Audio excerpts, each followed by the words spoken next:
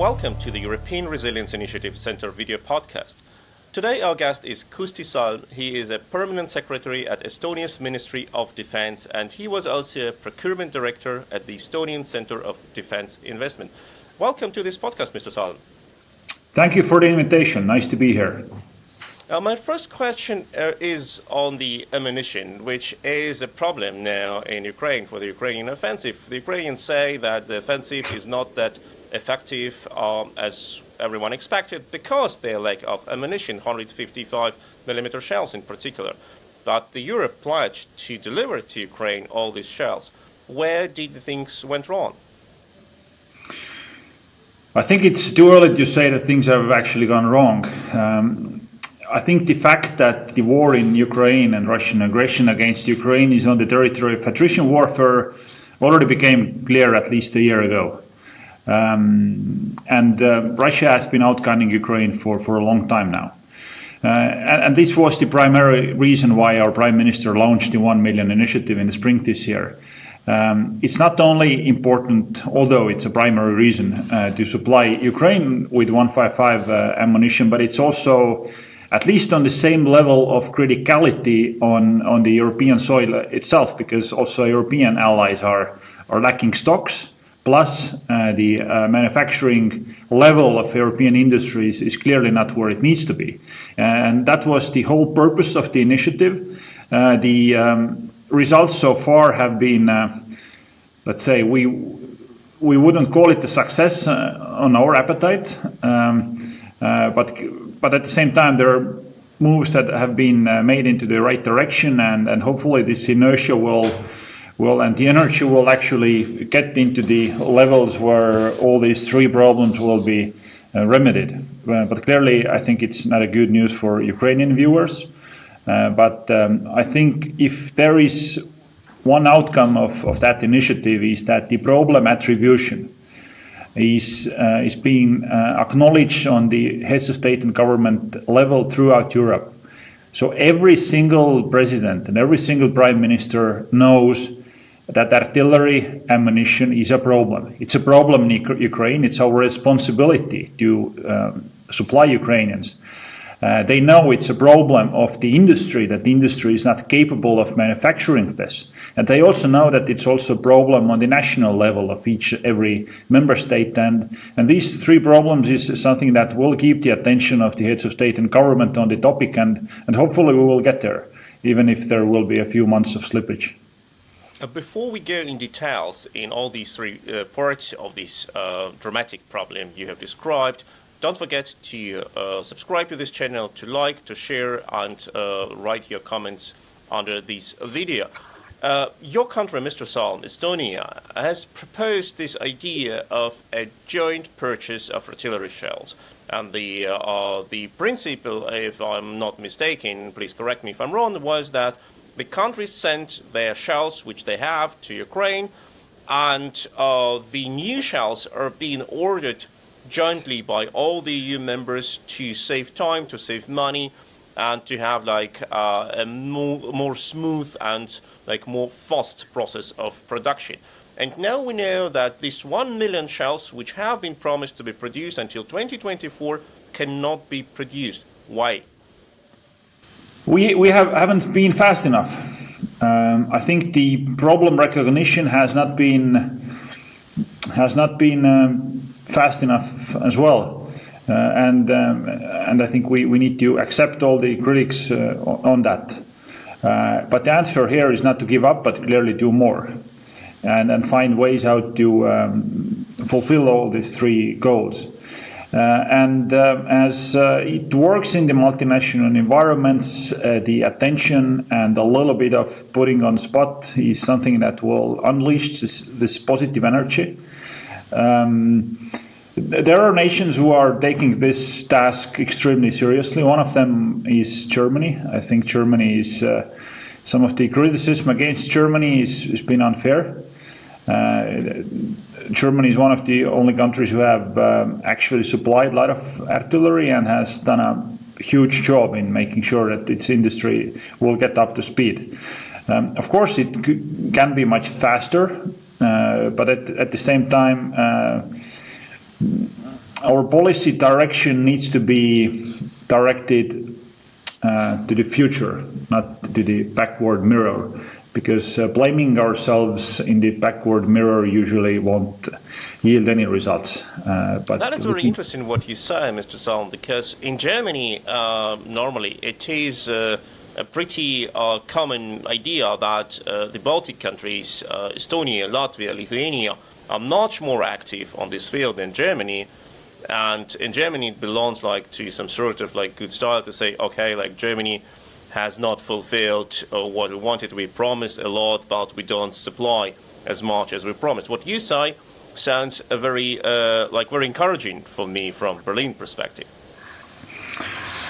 Yeah, and I think it's totally true. The decision makers in Germany also need encouragement, and you build encouragement on success, not on failures.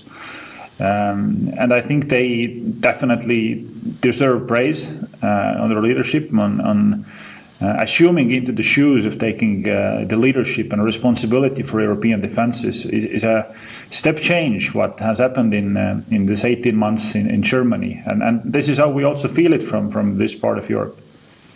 But still, we know that one of the problems, at least as far as I can read in the reports, you know, of course, much more and have much deeper insights also to information you cannot disclose. That what I can read is that the initial plan was to order the new ammunition also outside of Europe. And now we have a problem that ammunition can be ordered only inside of Europe by the European producers, and they reportedly are not capable to increase their production so fast as we expect. Is there some truth in these accusations? Well, I think I can explain whatever I want because the facts tell a very clear story. Well, apparently there is a problem if the delivery is not there, if the orders are not there. Clearly we need to do something differently. Clearly we need to make sure that the European countries will put up more money, will put up more contracts. And on behalf of Estonia, I can say that just in this week we are putting forward contracts on 155 for the equivalent of 1% of GDP. On 155 artillery ammunition only. 5% of GDP in terms of Germany would be 3 billion, I think, something like that. A large number of money. And if all the countries in Europe would do the same, then, I get my numbers very wrong here. It's 30 million, 30 billions. And if all European countries would do their job, then the number in total would be 150 billion. And clearly this would be enough for supplying Ukraine, filling up all the stocks in Europe, and also making sure that the European industry in artillery manufacturing would be the most competitive industry in the world, just because of the supply and demand signals are so strong. But speaking on this massive, rapid increase of production, you have been a procurement director at the Estonian Center of Defense Investment. You know this stuff very clear from inside, like on very hands-on level. If you want to increase, to double, to triple the production of ammunition, what steps should a company do? Like, it's not like increase the some simple production. It's a high-tech production. What are the steps? Where can it start? Well, I think we are a little bit overpainting the complexity of the manufacturing on 155 shells. This is the technology that is at least 70 years old. They were able to manufacture it on the scale of 100 times more 78 years ago. So we should definitely get there. Well, clearly, in ramping up the manufacturing very fast, it will pose you the problems on the labor side, in getting the raw materials, in expanding your factories. In our times, there are clearly issues with permits and environmental laws and restrictions and all that. But usually it doesn't matter in which sector you're doing this. Eventually the market will be designed by the basic laws of the functioning of the markets.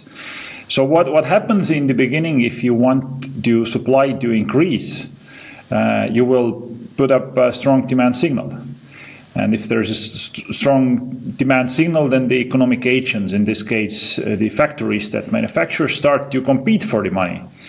And if there's a disbalance, then clearly the prices start to increase in the beginning. And if the prices will increase, then all the business cases for the shareholders of these factories will become much more attractive. So it's incentivizing for all these companies to invest more money into the same labor. Well, by paying them more money, for example. Expanding their factories, if needed, maybe paying more for the construction than you would do otherwise. And this is how it should function. This is how it is functioning in many other nations. And I think why it hasn't materialized on that level in European industries is probably the demand signal hasn't been as strong. And I think this is also where this argument of manufacturing or funneling the money to European manufacturers comes in. It's a strategic goal of the initiative to also make sure that the European industry would be able to manufacture more. And if demand signal would not go to these companies, then they would miss it. What was wrong here? Like in our case, we know that 1 million shells pledge cannot be fulfilled by the European producers until 2024, or at least when something like something divine wonder will happen.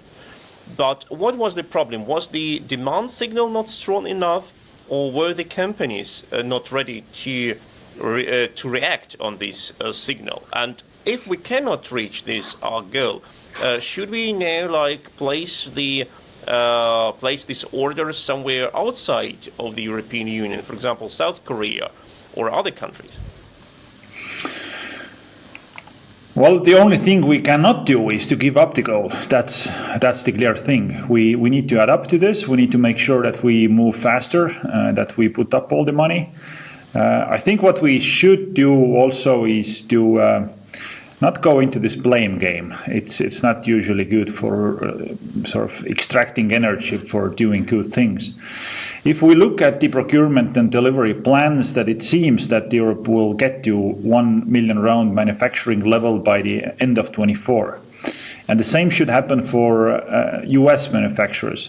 So by the end of 2024, we should be on the level of 2 million rounds per year for US and Europe total. And in 25, it should uptick even a little bit more. So we should be in position to supply Ukrainians with 200,000 rounds a month. That is already on the level that can impose attrition to Russian forces. And I think this is critical to take a calm step back, make a strategic calculations, let the math do its work, and to achieve the edge over Russian military forces. So we can pose the same question that Russians are, or same promise that Russians are trying to impose to us, that we will be able to attrit, and we will be able to push them into corner. We will send the message that we will outproduce you, and we will have technological supremacy and all that. And I think if we also look into the plans and calculations of our allies, then it seems that we are moving to that direction. Clearly, it's not fast enough, but I think the whole urgency and this, and I think it's even a good thing that the problem as such has surfaced, because it gives more acuteness for fixing this issue. But that means effectively that the Ukrainian army should hold for 12 more months without having enough shells. Of course, the production will increase step by step, but still they will not have as much shells as they need. to fight Russians effectively, to push the Russians out of the country?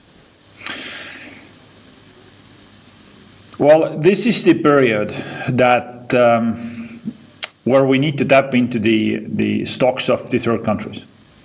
This is the period of European countries and also US to take another more critical look into its own stocks on the risk level that we can suffer. And then also I think for Ukrainians it's something where the tactical changes needs to be implemented, and more defensive approach for that period needs to be taken, and more emphasis on the fortification needs to be applied, because I think it's as close to a fact that you can get to in the next 2 to 3 quarters that there will be a supply problem. But I think the most important thing here is that we would have strategic steps in place that we would get over this slump and would achieve this mathematical edge in the supply of the shells in the foreseeable future. What our calculations say that this 200,000 a month level should be something that can supply that. Of course, it needs to be if it needs to be supported on also the parallel supply and intelligence, surveillance, reconnaissance activities, and also other areas of support. But this is how things are now. We need strategic confidence, strategic outlook, and strategic understanding how we will get to the victory in Ukraine. That is a very interesting aspect you have touched, and you mentioned the strategic perspective of many years. And one of these perspectives foresees that the NATO can face, independently of what happens in Ukraine, a full-scale conflict with Russia. You have recently reposted a report by German Council on Foreign Relations, the GAP, which says that such a war with Russia is inevitable in the outlook of 5 to 10 years. And you said that in this your report that almost nobody in the Ministry of Defense of Estonia doubts this perspective. How can we prepare for such an impact, for such a conflict with Russia? Well, the cornerstone of our strategy, and I think that is making this as a generational task for everyone living in this North Atlantic atmosphere, is for Ukraine to win the war.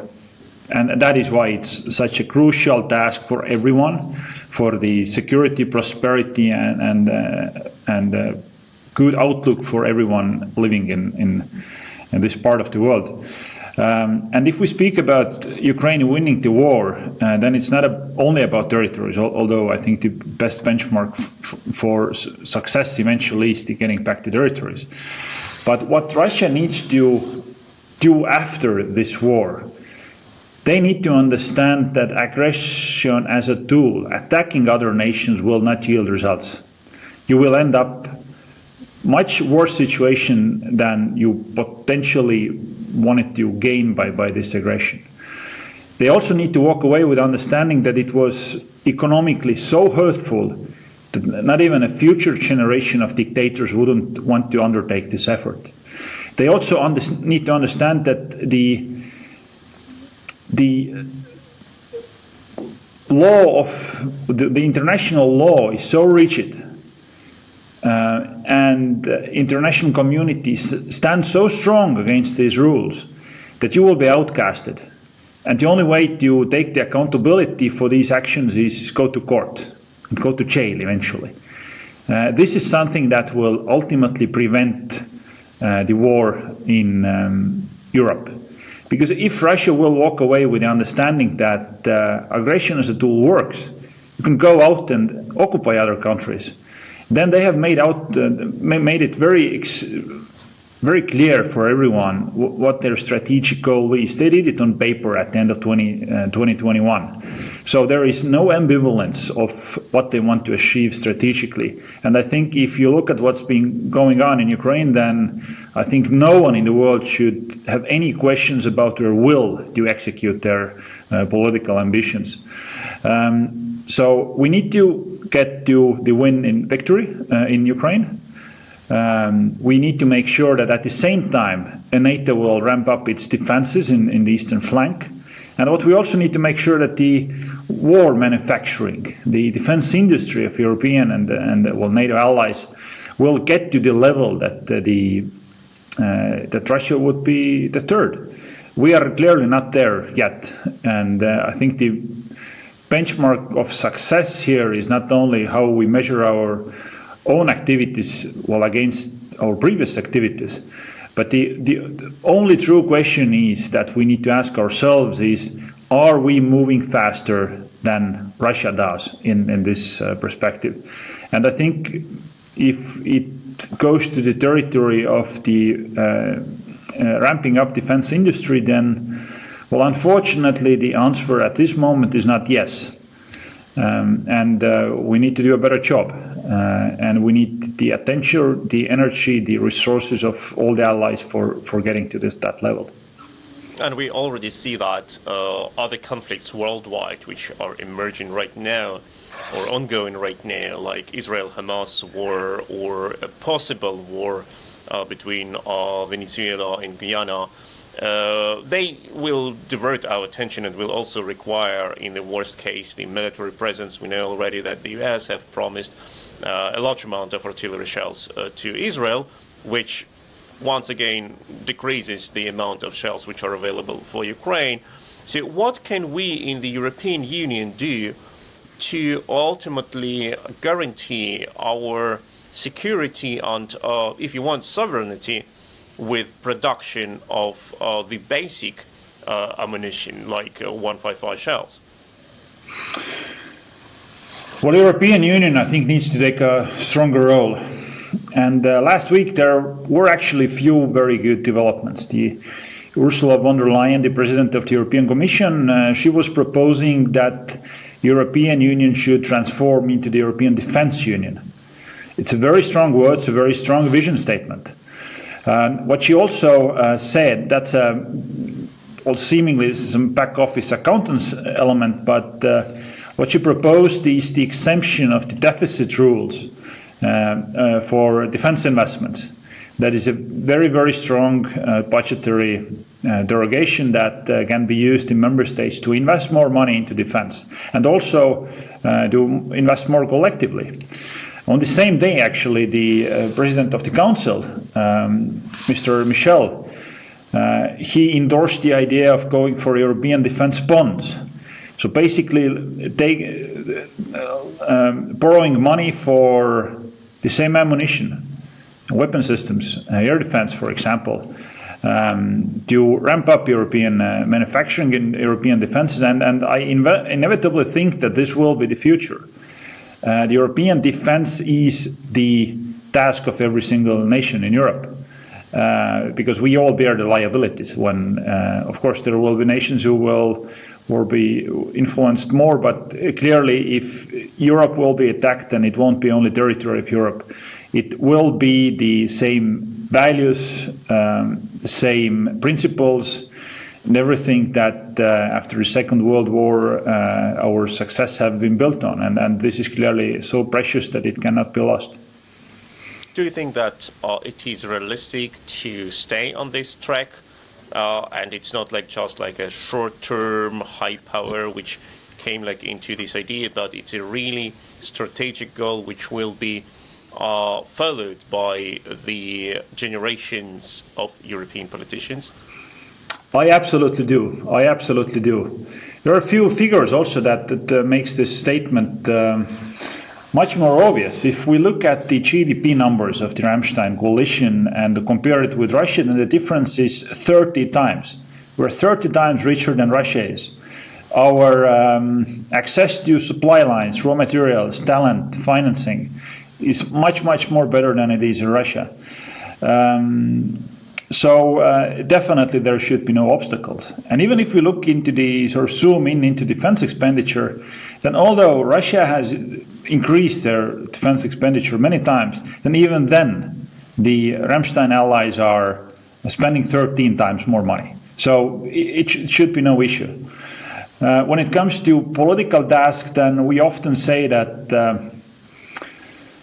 this is the time of history where politicians are actually needed. This is the time of history where we need politicians to stand above the everyday politics, everyday sort of administrative issues that every single nation has, and stand above it and put forward a vision where the basic promise is that living in Europe, living under the NATO umbrella will be much safer and more prosperous tomorrow than it is today. And this is the vision that I think ultimately every single citizen is aspiring for, asking for. And this is the job for politicians. If we look how our European Union has, or Europe as a whole, has fixed two other strategic problems that Europe as a continent has faced in the last 3 years, then first, of course, was pandemic. The answer of European Union was 740 billion euros in getting this problem fixed. European leaders came together and said, this is serious enough, we need to put that money to make sure that this will go away. This was a lot of money, and tens and tens times higher than the current support for Ukraine. Second one was actually during the war. At the end of 2022, when the energy prices spiked, then the European Unions collectively put up more than 800 billion for subsidies in energy. Again, 20, 30 times higher than the support to Ukraine. So Europe clearly has a track record of how to get over strategic problems, how to consolidate the support, and how to align behind the grand vision. And clearly, if we look at the strategic importance or the strategic risk level of the war in Ukraine, then it's clearly in the same basket. And Europe needs to take itself together and make sure that we end up stronger, safer, more prosperous, and better place to live for Europe, but mainly also for Ukrainians, because Ukrainians just bluntly deserve it for everything that they have already done so far. But as you said, as you said recently, the main task lays on the politicians, and when the politicians could find solutions for pandemic or for energy price crisis, we already see that there is a lack of readiness by some of politicians, not by all of them, but by some, when it is about such things as war, and mostly when the word Russia is being dropped. Can we find the same unity as against the pandemic or energy crisis in the EU, where we have such politicians as Mr. Orban or recently Mr. Fico or the others, or not them personally, but we need a unity in the EU, and do we have it? Well, I think we have, and I think it's on the same reasons, because I think if you're a president or a prime minister and you're sitting on your chair, you feel also accountability for your own people. And if you're being part of European Council, then it's not only your own electorate, but the whole people in Europe. And the responsibility of this is that we would win the war. Because if we don't, then every single prime minister understands that their picture will be in the history book, where the destiny of Europe was sold off, and clearly this is a perspective that no one wants to associate itself. No one wants to build its career on that. Everyone wants to build success in the future, wants to build a better world in the future, wants to make sure that every single step we do now will generate more prosperity in the future than misery. And I think this is the vision and perspective that I think all of the prime ministers and presidents share. Clearly there are disputes among 30 prime ministers and heads of state and government. That's clear. If there would be no disputes, then the war would have won already. I mean, that should not be a question. But at the same time, these are the cards we are playing with, and this is the game that we have stepped into. So we need to make sure that we also win with the cards that we have been dealt with. Well, that is a moving statement, and we are clearly facing not several months, but maybe a year or more than a year of the war. We need all our money and all our efforts and all our passion to win this war and to prevent a worse war. It was Kusti Salm, who is a permanent secretary at Estonia's Ministry of Defense. He also served as a procurement director at the Estonian Center of Defense Investment. We have talked about how can the European Union arm Ukraine, what to do with 155 shells, but also how to reach the unity of the European Union in face of the challenges. Thank you very much for this interview, Mr. Salm. Thank you very much. And don't forget to like, to share, to subscribe to this channel, and wait for the next interviews.